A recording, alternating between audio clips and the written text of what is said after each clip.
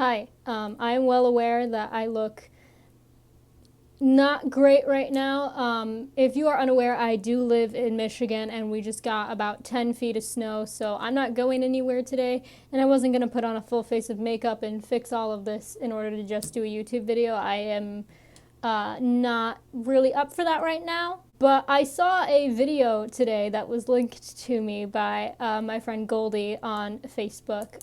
They are also a tattoo artist and have been tattooing for quite some time, and we've had discussions about this kind of thing before, and they linked me to this YouTube video. The YouTube video in question, or several videos in question, are by Treacle Tatts on YouTube. I'm going to put the name up on the screen in this clip somewhere so you guys can go find it. This person has made a handful of videos about Ariel DeJesus, and I realized that I have made it into a couple of the videos, so thank you, Treacle Tatts on YouTube.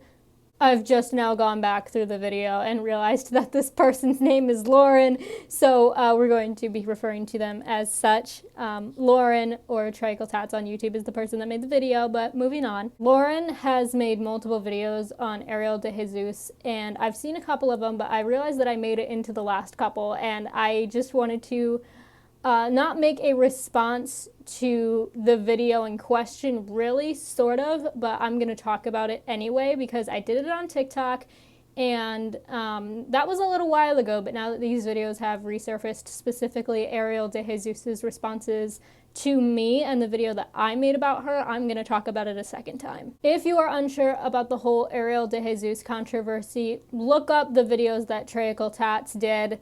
And make an opinion for yourself, but 100% use your critical thinking skills here. Don't be willfully ignorant about the situation, because that's what I've noticed is going on with a lot of Ariel DeJesus fans. If you tell them, look up her controversies, they'll respond with, well, you're just a jealous bitch. So you're being willfully ignorant about the situation.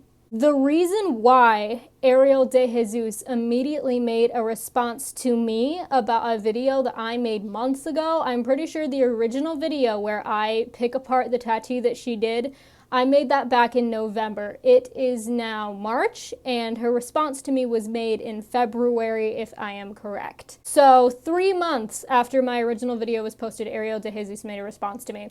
And essentially the only thing that she said was pointing out a visual error that I made, because I originally thought that the girl in the video had her stomach tattooed when she was actually having her arm tattooed. However, that does not discredit the fact that you are touching a client without gloves, which is not okay. And it also doesn't discredit the fact that you have millions of allegations stacked up against you at this point for improper practices, cross-contamination, and the like. Initially, I was just going to leave it alone because Ariel's response to me did seem to be done in a very mature fashion, where she went through and said, I would never do that. I just want to respond to you in a way that, you know, is a mature way that an adult would respond, you know? I was actually quite surprised by Ariel's response to my video, because initially what I've noticed a pattern of is whenever people call her out for her terrible practices and spreading misinformation, she comes in like, fuck you, you're a jealous bitch, you worship Satan, I'm doing great, how much money do you make, where's your Bugatti, you know, that type of shit. And she responded to me very differently than I've seen her respond to anybody else who has called her out for her improper practices, so I was just going to leave it. But then I went down into her comments and saw that she was calling me a clout chaser, calling me sus because my duets and stitches were off, which is a technical error on my part, by the way. No matter what I do, my TikTok will not allow my duets and stitches to be kept on.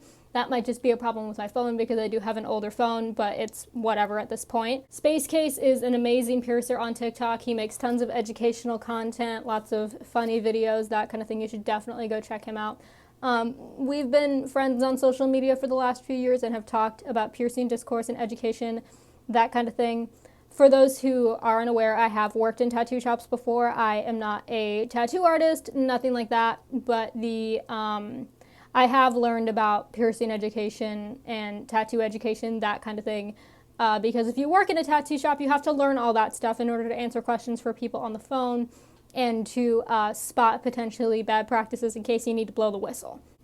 My roommate is also a tattoo artist and has been working in a reputable shop for quite some time now, so I learned a lot about tattoo education and that kind of stuff from them as well. I'm going to address what Ariel said about the health department and that whole thing towards the end of the video. She said that the health department has come through and has never found anything wrong with what she was doing. Unfortunately, as somebody who lives in an area where sketchy tattoo shops are very prevalent, and people tattooing out of their houses without any certification or proper training is very prevalent. The health department doesn't really do anything to shut these places down. Or just in general anyway. If you look at, I've worked in some healthcare facilities that have a shit ton of problems, health code violations, that kind of thing. State of Michigan comes in, does an inspection, and then nothing is done.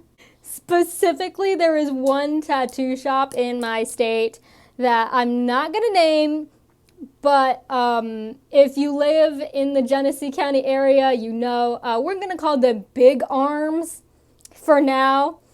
Big Arms is one of the sketchiest tattoo shops in the area, full of scratchers, untrained people spreading misinformation, that kind of thing. I'm positive that the health department has been sent in there at least a handful of times, and they're still in business. It's unfortunate that the health department doesn't really do anything to shut down places that don't know what they're doing and don't really do anything when they come in for inspections, but unfortunately it is the truth. And a lot of people who have reported sketchy tattoo artists and, just sketchy facilities in general will tell you the same thing. Along with the fact that Ariel has excused not wrapping any of her equipment by saying that it's expensive or that it's a waste of Saran Wrap. Once again, my roommate is a tattoo artist. I know tons of people in the industry that know what they're doing.